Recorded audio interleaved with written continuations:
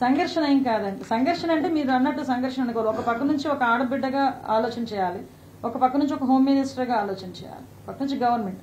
ఎందుకంటే ఇప్పుడు సంఘటనలా చూడకుండా దాన్ని కూడా కులాల మధ్యలోనే మతాల మధ్యలోనే ఆపాదించాలని చూడటం ఒక ఎత్తైతే, కులాల మధ్యలో చిచ్చు రగల్చాలని చెప్పి ఆలోచన చేసే బ్యాచ్ ఒకవైపు ఉంది. ఇంకొక బ్యాచ్ సోషల్ మీడియాలో రెడీగా ఉందన్నమాట. ఏదో గన్ పట్టుకున్నట్టుగా సోషల్ మీడియాలో నోటికి వచ్చినట్టు ఏది పడితే అదే మాట్లాడేసి కులాల మధ్యలో రెచ్చగొట్టడానికి ప్రయత్నం చేసే సందర్భాన్ని కూడా ఈరోజు మనం చూసాం. నేను ప్రతిసారి మాట్లాడుతుంటాను, బాధితులకి క్యాస్ట్ అవసరం లేదు, క్రిమినల్కి క్యాస్ట్ అవసరం లేదు. బాధితుడు ఏ కులంలో పుట్టినా అదే నొప్పి, అదే రక్తం, అదే బాధ. అదేవిధంగా క్రిమినల్ ఎక్కడ ఉంది, ఏ క్యాస్ట్లో ఉన్నా అదే శిక్ష పడాలి, అలాంటి ఇంకా కఠినమైన శిక్షలు పడాలి. కాబట్టి నేను మళ్ళీ కోరుకునేది ఏంటంటే, ఇటువంటి వ్యవహారాల్లో ఆడబిడ్డ జీవితం మీద కూడా రాజకీయాలు చేసే పరిస్థితులు రాకూడదని మనస్ఫూర్తిగా మాత్రం నేను కోరుతున్నా. ఆ విషయంలో అయితే మాత్రం చిన్న మానసిక సంఘర్షణ నేనే కాదండి, చాలా మంది పడ్డారు.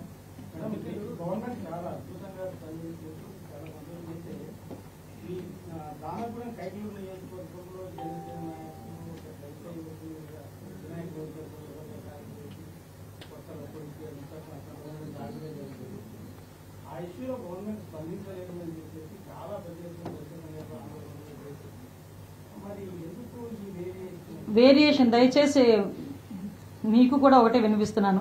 మీరు ఒక రెస్పాన్సిబుల్ జాబ్లో ఉన్నారు. ఒక రెస్పాన్సిబుల్ జాబ్లో ఉండేటప్పుడు మీలాంటి వాళ్ళ నోట్ల నుంచి కొన్ని పదాలు బయటకు వస్తే అది టేక్ ఇట్ గ్రాంటెడ్గా తీసుకుంటారు ప్రజలు కూడా. ఎందుకంటే you are also very aware that public safety కూడా. నేనేమంటానంటే, ఇప్పుడు మీరు స్పందించలేదని మీరు అంటున్నారు. ఎంతవరకు ఆ నిందితులను పట్టుకోవడం కానీ, ఆ నిందితులను రిమాండ్ పట్టడంలో కానీ ఎక్కడ కూడా చిన్న కాలయాపన కూడా లేకుండా ఆ లోకల్ ఎస్పీ వాళ్ళందరూ చెప్పడమే కాకుండా చాలా క్లియర్గా బయటకు వచ్చి ఎక్స్ప్లెయిన్ చేశారు.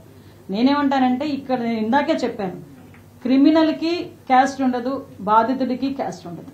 దాన్ని దయచేసి మనం ఒక నెక్స్ట్ జనరేషన్స్కి అయినా ఒక మంచి సొసైటీని అందిద్దామంటే ఇక్కడ నుంచి మన దగ్గర నుంచి స్టార్ట్ అయ్యేటట్టుగా చూసుకుందాం అటువంటి మార్పు అన్నది. Thank you.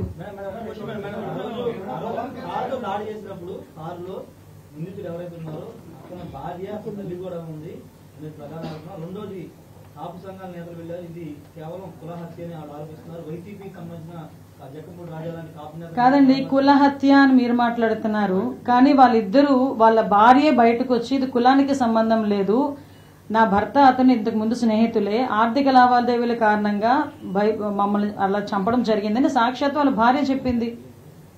భార్య కన్నా పెద్ద విట్నెస్ ఎవరు లేరు కదా అక్కడ.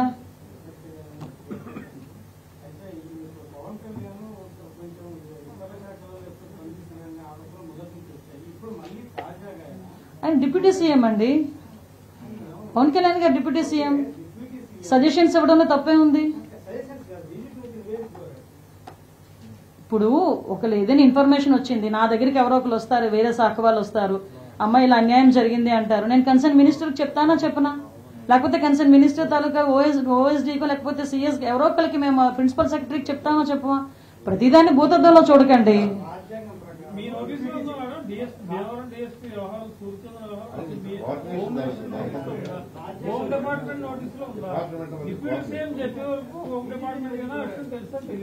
విషయం ఏంటంటే, ప్రతి విషయాలు కూడా మా వరకు వస్తాయండి, మా వరకు రాకుండా ఏముండవు.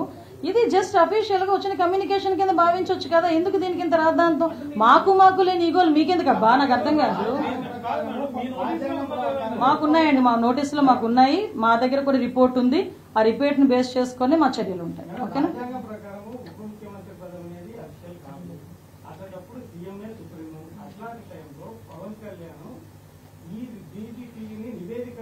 మాది ఎన్డీఏ కూటమి అండి.